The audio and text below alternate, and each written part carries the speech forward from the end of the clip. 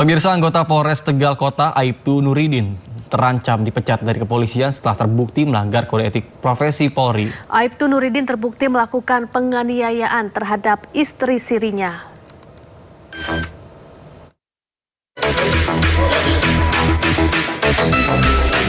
Sidang kode etik digelar di ruang sidang bidang Propam Polda Jawa Tengah di Semarang. Aibtu Nuridin hadir mengenakan seragam lengkap. Sejumlah saksi turut dihadirkan termasuk Kapolsek Tegal Selatan selaku atasannya. Sidang dipimpin oleh AKBP Edi Wibowo selaku Kasubit Sunlu Hukum Bitkum Polda Jawa Tengah. Majelis memeriksa keterangan para saksi dan terperiksa. Kasus yang menjerat Aibtu Nuridin masuk dalam kategori pelanggaran berat. Selain dugaan penganiayaan, yang bersangkutan terlibat penyalahgunaan narkoba serta menjalin hubungan dengan perempuan di luar ikatan pernikahan yang sah sejak tahun 2023. Di mana yang bersangkutan diduga melakukan pelanggaran, yaitu melakukan hubungan dengan perempuan di luar ikatan perkawinan yang sah. Dan juga yang bersangkutan diduga melanggar penyalahgunaan narkoba. Aibtu Nuridin terancam sanksi terberat berupa pemberhentian tidak dengan hormat atau PTDH dari Dinas Kepolisian. Putusan dibacakan dalam sidang kode etik yang digelar di bidang Propam Polda Jawa Tengah. Dalam persidangan terungkap, Aibtu Nuridin terbukti positif mengkonsumsi narkoba jenis sabu secara bersama-sama. Atas pelanggaran ini, majelis menjatuhkan sanksi pemberhentian tidak dengan hormat atau PTDH serta penempatan khusus selama 8 hari.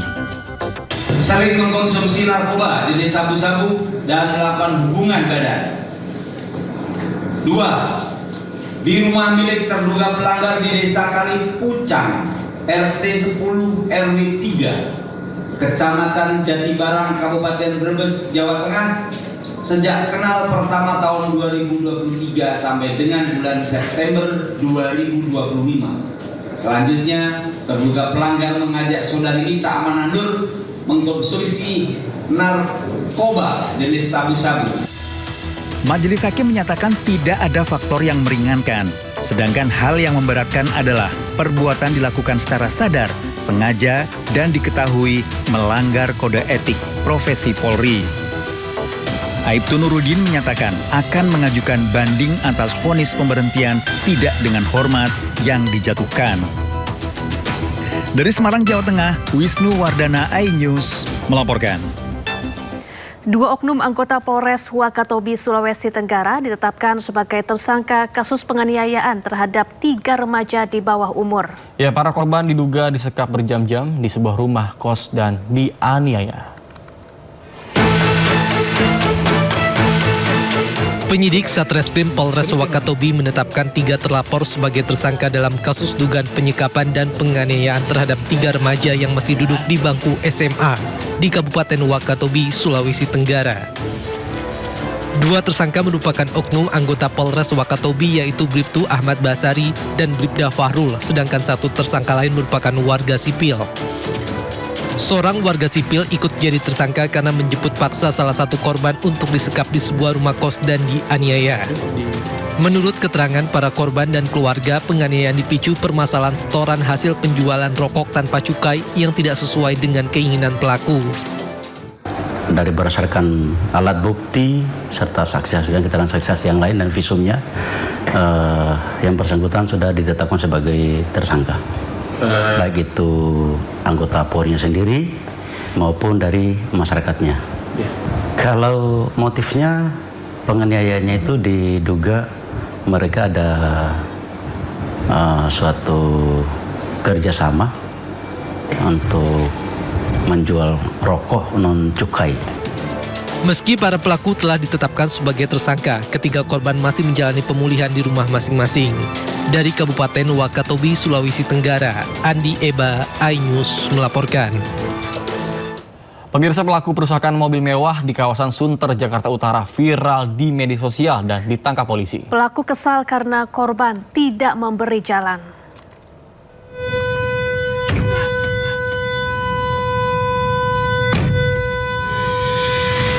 Dalam video yang viral di media sosial, pelaku yang terlihat emosi turun dari mobilnya dan merusak kendaraan milik korban di kawasan Sunter, Jakarta Utara. Akibat kejadian tersebut, korban mengalami kerugian sekitar 50 juta rupiah. Kurang dari 24 jam pelaku ditangkap polisi di sebuah SPBU di kawasan Keramat Raya, Kuitang, Jakarta Pusat. Motif tindakan pelaku murni karena emosi saat di jalan. Tersangka mengaku kesal karena merasa tidak diberi jalan oleh korban. Kemudian pelaku menghadang kendaraan korban lalu turun dan menuduh korban telah menabrak kendaraannya. Pelaku kemudian melakukan tindakan anarkis dengan menghancurkan kaca spion serta menekuk wiper hingga patah. Korban mengalami kerusakan dengan kerugian kurang lebih 50 juta rupiah. Berdasarkan hasil pemeriksaan, motif tindakan pelaku murni karena emosi sesaat di jalan raya. Tersangka mengaku kesal karena merasa tidak diberi jalan oleh korban. Dari Jakarta, Rizky Palupi Ainis melaporkan. Seorang pria mencuri bahan bakar solar dari truk trailer pengangkut sampah milik Dinas Lingkungan Hidup DKI Jakarta di Cilincing, Jakarta Utara. Ya, pelaku beraksi seorang diri membawa selang dan juga jerigen. Dengan santai, seorang pria mencuri BBM dari truk pengangkut sampah milik Dinas Lingkungan Hidup di Jalan Raya Cilincing, Jakarta Utara. Cukup nekat. Pelaku beraksi seorang diri di siang hari dengan menggunakan selang dan membawa jerigen. Saat itu, truk tengah berhenti di depan halte. Pelaku lalu membawa jerigen berisi BBM curian ke lahan kosong.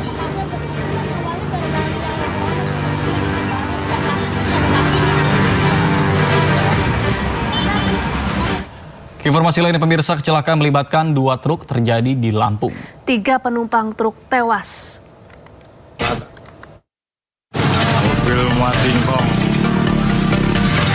Kecelakaan maut melibatkan 2 kendaraan truk dan sepeda motor terjadi di kawasan Jalan Lintas Timur Sumatera di kawasan Desa Penawarejo, Kabupaten Tulang Bawang, Lampung.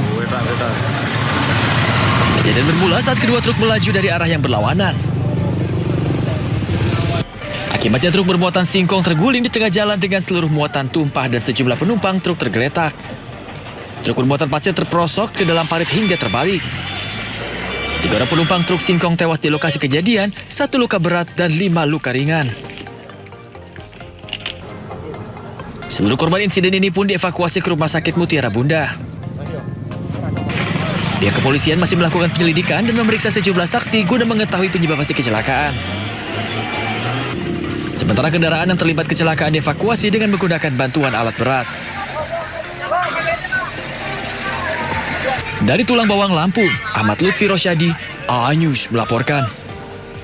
Pemirsa, diduga akibat petugas terlambat menutup palang pintu, truk box ditabrak kereta api di Nganjuk, Jawa Timur. Ya, sopir truk tewas dan seorang pengendara motor luka-luka tertimpa truk.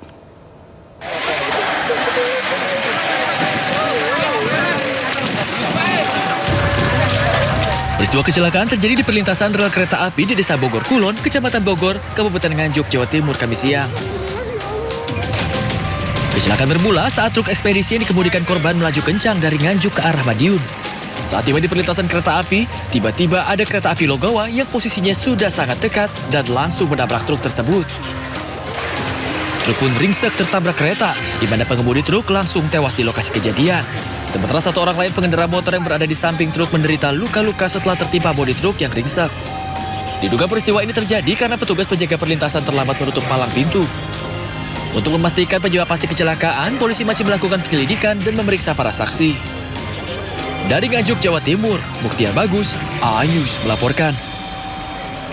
Pemirsa, polisi mengungkap kasus tawuran maut di Jalan Raja Wati Timur Raya, Pancoran, Jakarta yang menewaskan seorang remaja. Polisi tangkap 4 pelaku berikut barang bukti senjata tajam.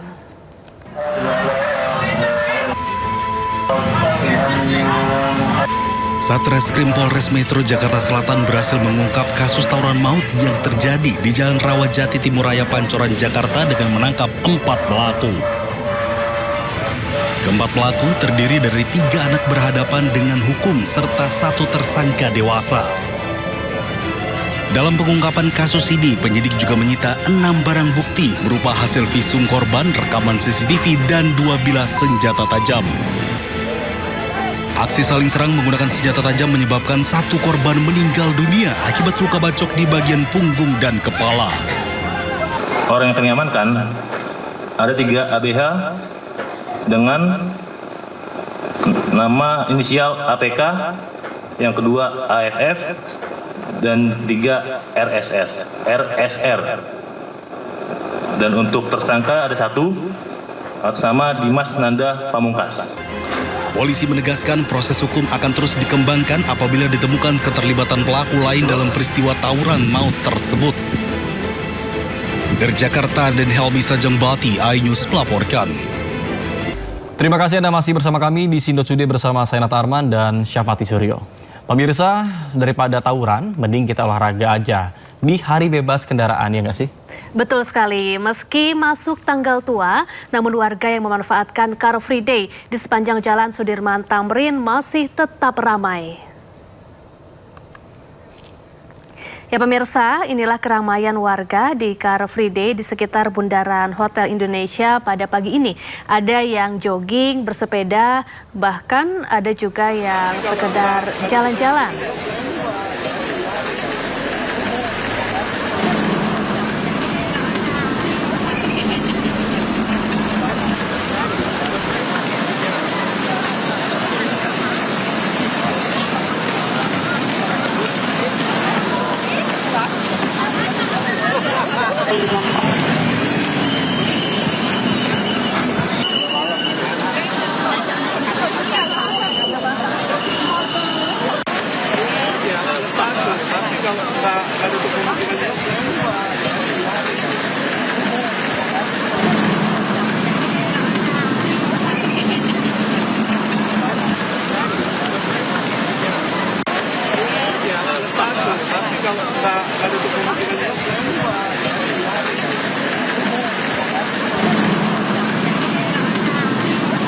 Ya pemirsa, untuk mengetahui situasi terkini Hari Bebas Kendaraan Bermotor di kawasan Bundaran HI Jakarta Pusat, kita sudah terhubung dengan rekan Kea Dela Rosa bersama juru kamera Ahmad Putra. Ya baik, selamat pagi Kea. Bagaimana situasi terkini dari keramaian di Hari Bebas Kendaraan di sana? Silakan. Halo, selamat pagi Nata dan juga pemirsa. Untuk situasi terkini di Bundaran HI Jakarta sangat amat ramai pastinya. Dari pukul 6 pagi saya di sini nih Nata dan pemirsa, sudah ada banyak sekali ribuan warga yang memang antusias untuk ikut Car Free Day. Memang di belakang saya nih bisa dilihat ya. Ini adalah waktu yang tepat untuk menghabiskan hari libur, terutama untuk anak-anak sebelum besok masuk sekolah. Bisa dilihat banyak sekali anak-anak dan juga keluarga yang memang menyempatkan waktunya untuk family time atau keluar bersama dengan keluarga, olahraga, bahkan jajan-jajan di Car Free Day kawasan Bundaran HI Jakarta. Tidak hanya olahraga, namun juga bisa untuk melaksanakan berbagai kegiatan yang memang salah satunya ialah bisa bertemu dengan atlet internasional nih, Nata, Safa dan juga pemirsa.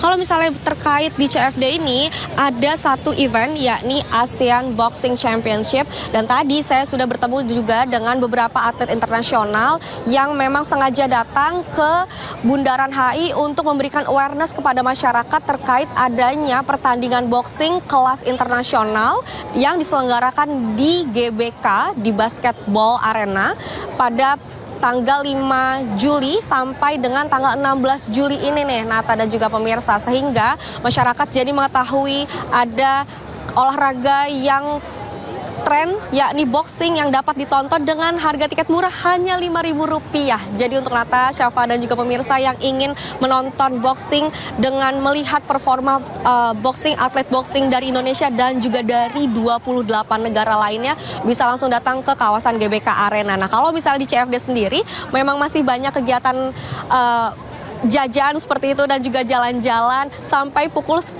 pagi ini. Tidak hanya di Bundaran HI, namun CFD pada hari ini juga dilaksanakan di Rasuna Said. Sementara itu, Nata kembali ke studio. Baik, terima kasih Kea Dela Rosa dan juru kamera Ahmad Putra melaporkan langsung dari Kuningan, Jakarta Selatan, dan selamat bertugas kembali. Keinformasi lainnya pemirsa, ditinggal pemilik sebuah rumah ludes terbakar di Kabupaten Gianyar, Bali. Ya, polisi masih menyelidiki penyebab pasti kebakaran.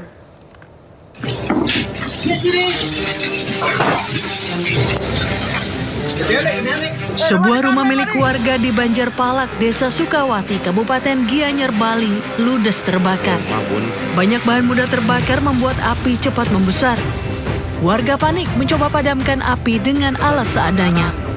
Api padam setelah petugas mengerahkan 4 unit damkar ke lokasi. Kebakaran terjadi di saat rumah ditinggal pemiliknya. Tidak ada korban jiwa, kerugian materi ditaksir miliaran rupiah.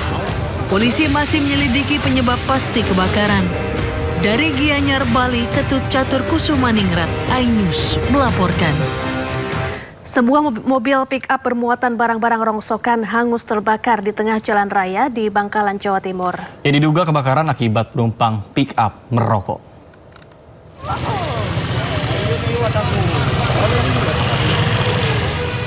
Kobaran api membakar mobil pick-up di Jalan Raya Desa Arok, Kabupaten Bangkalan, Jawa Timur. Warga sekitar yang melihat langsung bergegas datang ke lokasi untuk ikut membantu memadamkan api.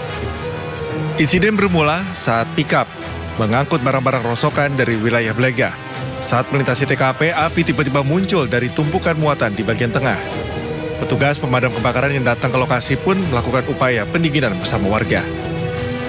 Penyebabnya kemungkinan ya ada penumpangnya itu di belakang sambil rokokan. Kemungkinan itu dari percikan rokok itu.